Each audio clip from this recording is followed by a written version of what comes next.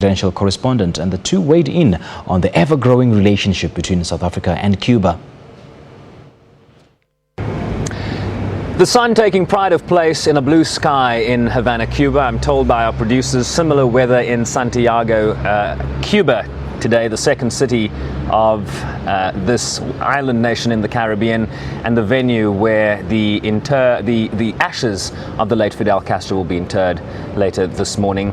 But speaking more to a transition that is underway in this country, of course, Fidel Castro handing over power in 2006, Raul Castro, his brother, now president of Cuba, and this country very much in flux, very much in change, opening up to the rest of the world.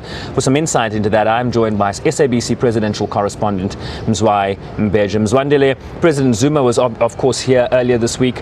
Just speak to the closeness of the relationship between Africa and the Cubans as this country now enters transition. This is a very great moment for both countries, maybe country and continent and country and country. South Africa and Cuba in terms of relations, so it's legendary. Who can forget that hug right. President Mandela gave Fidel Castro? So I think it's become some sort of an iconic moment. I mean, we've been watching Cuban television, so they're repeating it over and over again, really underscoring the relations that exist between these two countries.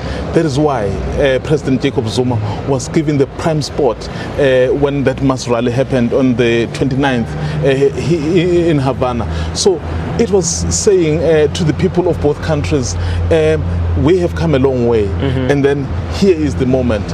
You remember when Madiba died, Fidel Castro was there, and guess what? He was one of the key speakers there. So Raul Castro. So he was one of the key speakers there. So really showing this kind of relationship that it's come a long way, and by the look of things, it's still gonna go. Come a long way in a sense that, you know, delegations, government delegations, we saw a government delegation led by President Zuma here in 2010, followed up by Deputy President Cyril Ramaphosa in 2015, in December last year. This is a country very much in change, not just on an economic front, but also on a political front. Speak about the changes that might be happening in the Communist Party here in Cuba in the days ahead. You know, it will not be an exaggeration to say this country, this marks the end of an era for this country with the departure of Fidel Castro. Indeed, his brother Raul, they still belong in the same generation.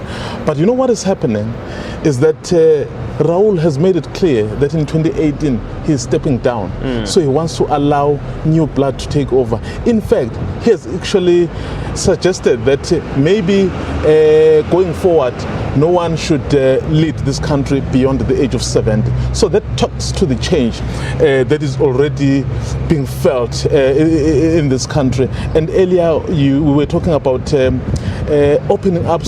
opening up of this place. You remember with the US having made those moves, we hope the new president is not going to block those measures that have already been started.